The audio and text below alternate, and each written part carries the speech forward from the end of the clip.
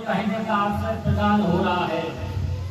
मान्य जिला का अध्यक्ष श्रीमान उदयवीर भैया के सौजन्य से हमारा आना हुआ और आप सभी लोगों के दर्शन हुए, ये भी बहुत सौभाग्य की बात है। प्रेमी भाई बहन, हमारे गुरु महाराज कहते थे, सत्संग जल जो कोई पावे और मैं लाई सब कर जावे। ये सत्संग है, ये कोई किस्से और कहानियां नहीं, नाच गाना ढोल तमाशा नौटंकी बाजा नहीं, ये संत महात्माओं की अजर अमर वाणियां हैं। अगर आपने इन संत महात्माओं की अजर अमर वाणियों को सुन लिया और समझ लिया तो आपके जीवन के उद्देश्यों के बारे में आपको पता चलेगा। हम कौन हैं, कहां से आए हैं, आगे हमें जाना कहां है। हमारे हित रिश्तेदार, ये सभी कुटुंब परिवार वाले मरने के बाद कहां जाएंगे, कैसे इनकी जीवात्मा का कल्याण होगा, इन सभी प्रश्नों की जानकारी इस सत्संग के माध्यम से प्राप्त होती है। प्रेमी भाई बहन, अक्सर करके ये देखा जाता है, जब कहीं सत्संग होता है तो हम आप लोग सत्संग सुनने आते हैं। सत्संग सुनते सुनते हम आपको नींद आ जाती है। कभी कभी ऐसा होता है कि हम आप एक दूसरे के बातों में उलझ जाते हैं। अरे इससे होता क्या है, सत्संग के भजन छूट जाते हैं, कड़ी से कड़ी टूट जाती है। फिर हम आप लोग इस बात को समझ नहीं पाते और बाद में अर्थ का अनर्थ कर देते हैं। लेकिन प्रेमी भाई बहन, महात्माओं के सत्संग में कभी किसी जात या मजहब या किसी कौम या बिरादरी या किसी भी व्यक्ति की कोई निंदा चुगली आलोचना यहाँ बुराई नहीं की जाती। हमारे गुरु महाराज कहते थे, सत्संग कैसे जानिए जित एक ही नाम बखान। सत्संग वह जगह है जहाँ पर केवल शब्द यानी नाम का प्रचार प्रसार किया जाता,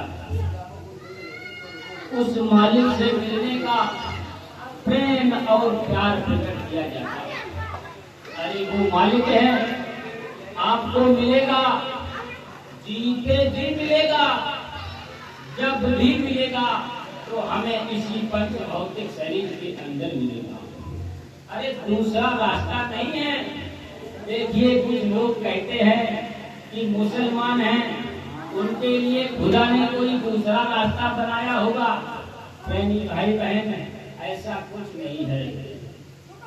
हिंदू मुसलमान या सिख ईसाई कोई भी हो, लेकिन सबके लिए उस परम पिता परमात्मा ईश्वर ने एक ही रास्ता बनाया।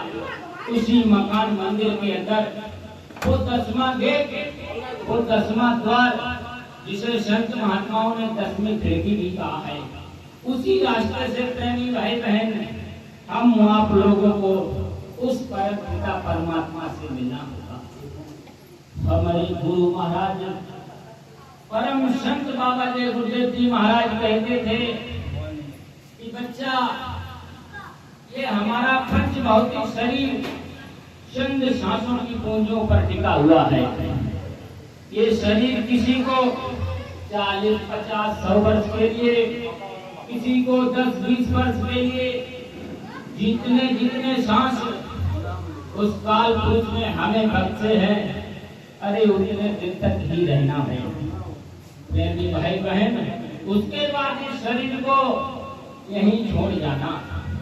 कहा है गुरु महाराज ने, सांस हरा नित्य है जारी। अरे एक दिन खाली चाम, इस सांसों का भंडार शरीर है।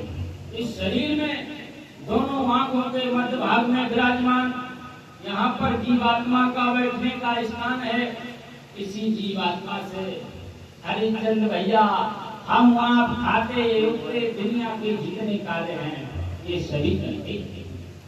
जिस दिन ये जीवात्मा निकल जाएगी उसके बाद ना तुम्हारा बाली बच्चा, कोई भी रिश्तेदार और दुनिया का इंसान आपको, प्रेमी भाई बहन, कोई भी कुछ नहीं कर सकता। हमारे गुरु महाराज कहते थे कि आपने एक तालाब देखा होगा, उस तालाब में कितना भी पानी क्यों ना भरा हो, अगर एक तालाब में आप एक नाली बना दीजिए तो धीरे धीरे धीरे धीरे उस तालाब का पानी सारा निकल जाएगा। वैसे ही ये हमारा शरीर है।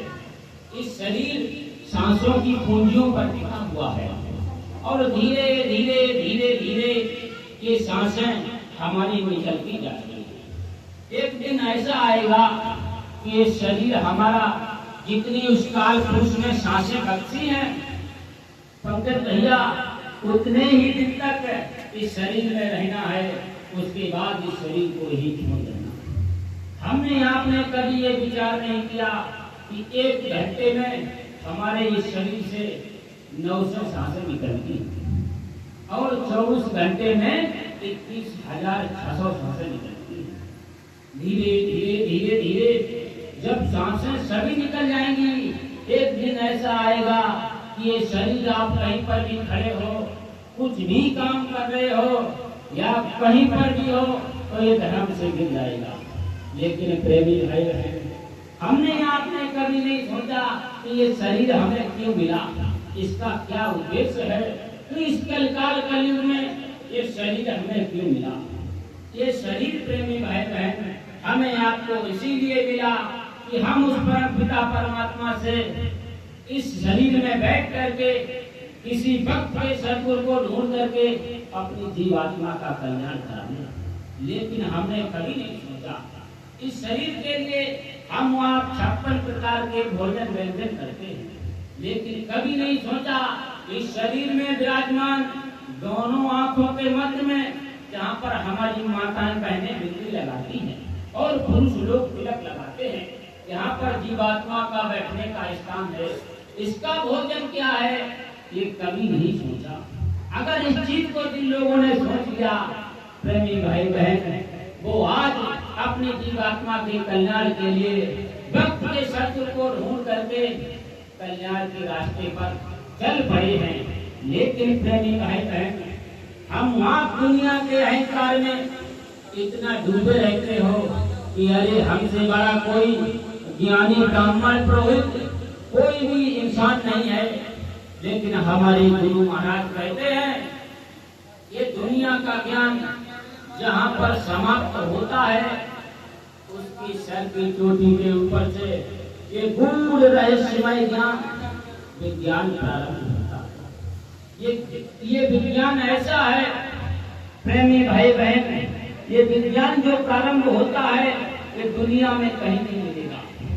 जब भी मिलेगा तो संत महात्माओं के पास मिलेगा, वो भी भक्त का जो सदगुरु हो उसके पास मिलेगा।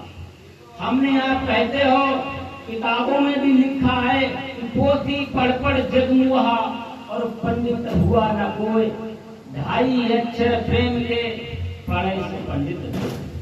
ये 2.5 अक्षर क्या है? दुनिया के लोग इसे प्रेम बताते हैं, जो एक दूसरे से हो जाता है। उस प्रेम को लिखने में मात्रा लगती है। ये 2.5 अक्षर संत महात्माओं ने शब्द बताया है, सा आदा बा और दा, जिसको पकड़ करके उस अनामी धाम से जीवात्माएं इस मृत